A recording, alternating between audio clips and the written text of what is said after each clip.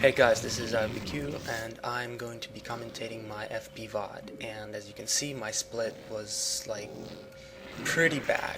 I misclicked there, so other than that, I think I played pretty well this game, and I'm playing against my friend, who we have a real series of games, and we even have some mind games going on. What I'm doing with my Overlord is I'm trying to scout him in a way so he doesn't detect the fact that he's being scouted. And this is pretty hard from this position in Python, because if you have to basically see the minerals being mined without seeing the SCV. So I'm setting my Overlord in a really kind of to the side position so I can tell if the mineral has been mined. And I'm actually making sure that I scout slightly later than usual, because that lets me avoid his SCV that generally just scouts out the perimeter of his base to see if there are any Overlord scouting.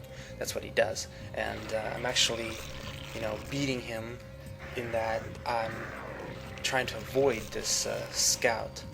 And, this is because we play Python way too much. I mean, we've played, several hundred games of Python, which is why, we know what we do pretty well. And what I'm going to be doing here is a 2-hatch Mutalisk build. This is because so far it's been the most successful for me. I do think I still beat him a lot of time, and as you can see, I saw the mineral being mined and that it didn't have 1500, so yeah. So I know I can scout him in the right direction. He's actually going to miss his scout. I'm getting my gas first, which is the 2-hatch Muta build, and so I'm going to scout him and see what he's doing, because he loves doing these 2 barracks builds, and accidentally built an extra drone there. I shouldn't have. This will slow down my tech a little bit because I have 50 less minerals, but it's not a big deal unless he's doing something weird, like really early buckle rush, like proxy. And also, as you can see, my Overlord scouting for proxy in the middle. And I see he has no gas and 1 barracks, so he's probably going for the fast expand build. I usually make fun of him because he goes for 2 barracks so often against me, because he can't beat me in the late game a lot. Although, I mean, he can, but it's just right now I'm slightly better than him, so I have an advantage. I watched some of his FPVODs, and I'm a little bit faster, and my APM's a little bit higher, but it's still not a sure win for me. I'm winning maybe slightly more than 50% of the games against him. And again, Zerk's Terran is actually a pretty hard matchup unless you're like a pro, because I mean, come on, Defiler use is pretty hard, and you get irradiated and everything. But this is why I like doing this build, because I don't have to use the defilers and whatever. And I'm getting 4 Zerglings because I want to have 2 Zerglings chase around the SCV and then 2 Zerglings block the ground for possible second scout or whatever. Although, if he sees his SCV about to die, he can send his scout to go through the Zerglings, through the blockade. So it's not that effective, and then he's not doing a very good job in keeping the scout alive. It's pretty critical, but he's seen what he needs to see. He knows that I'm going this 2-hatch build, so he's going to get pretty fast turrets. And, his turret should be already done there, because I've done this so many times, and I've won many times with the 2-hatch build, because my Mutalisk micro is pretty good at it. I have to say, I'm not gonna lie, my Mutalisk micro is awesome. So anyway, I'm getting my Spire up, yeah, and then I see he has some stuff here, and I'm gonna have Overlord loop over his cliff, so it has a dual purpose of scouting for the proxy, and going over his cliff on Python as well. I've won a game because I scouted his proxy in that position, and he's like, oh, this is just luck, but I mean, it's kind of good to always check for the proxy. I mean, it's going to improve your win rate. If he does BBS on me 1 in 100 games, I'm going to have 1% higher win rate if I check for the proxy every game.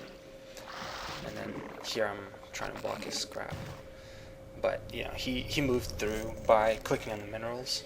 So I guess, you know, he gets the scout in, and I'm like, I'm building that sunken because you'd like to have one sunken up before you get owned. You know, you want to have one sunken up while you're building additional sunkens in case of like fast marines coming to your base. Even though you went for the, you know, the expansion, you could still have marines and medics by this time.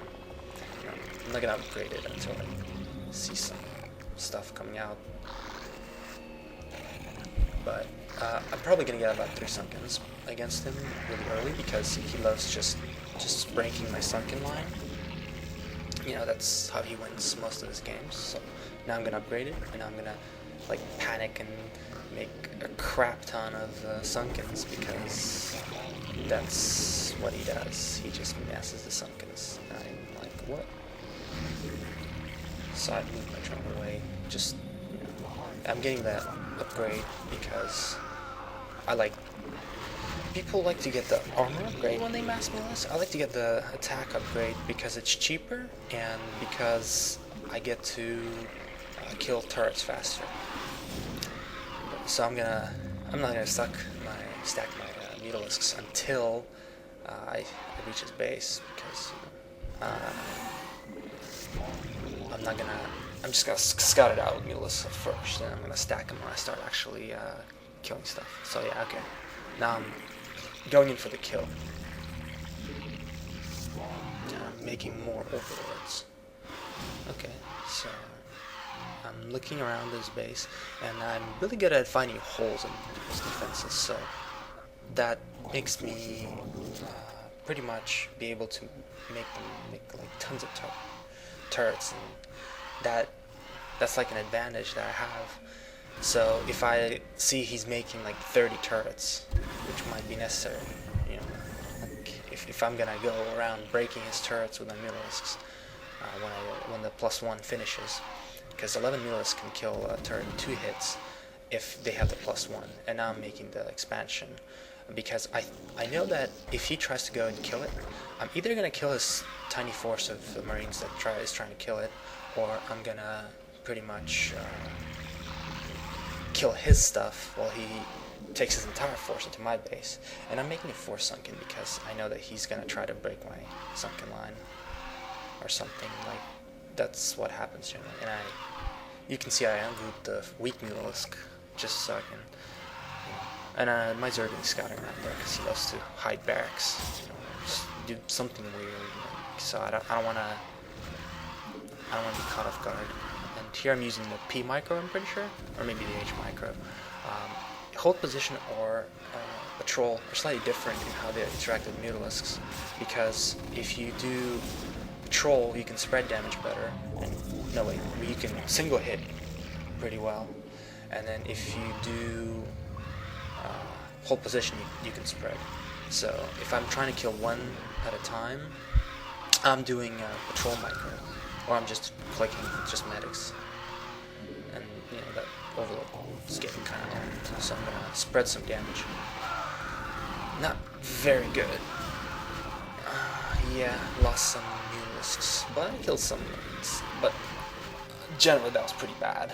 But it's okay, because I decided to switch to lurkers, and he's like, he's gonna get owned because he doesn't suspect this coming. I generally, when I go to 2-hatch mutas, I generally just get so many mutas that I just overwhelm him. So that's why he's suspecting. He's gonna be like, oh, I'm gonna make a lot of turrets and like, I don't know, science vessels or something like that. And you can see I'm macroing while I'm moving my mutalisks around. Should be doing it slightly faster, and I take down 1 or 2.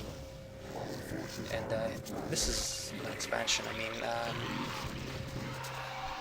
I'm gonna try to abuse the fact that I'm so mobile, and you know, he's either gonna hit my expansion and lose his main, or he's not gonna hit my expansion and defend his main. So it's like a win-win either way, and it's only 300 minerals. This is slightly different from other 2-hatch builds because I'm actually getting slightly bit more drones and no Zerglings. I only got 4 Zerglings for the scouts and stuff like that in the early game. And I can see he's moving out. I'm making lurkers, and what's gonna happen is he's either gonna hit my row of sunkens and get destroyed, or, you know, because I have like lurkers and crap, or he's gonna go for an expansion and I'm gonna hit his main.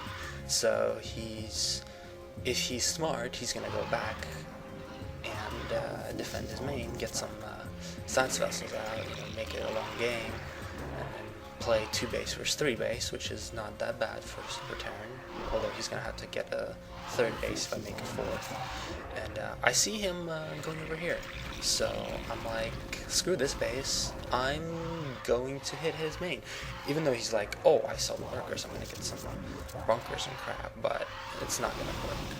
I'm just gonna destroy his bunkers. I don't even think he has those bunkers completely full, so, you know, I'm not even gonna burrow next to the bunkers. I'm gonna kill the turrets and burrow in his mineral lines and in his barracks. So he realizes this is a ball game.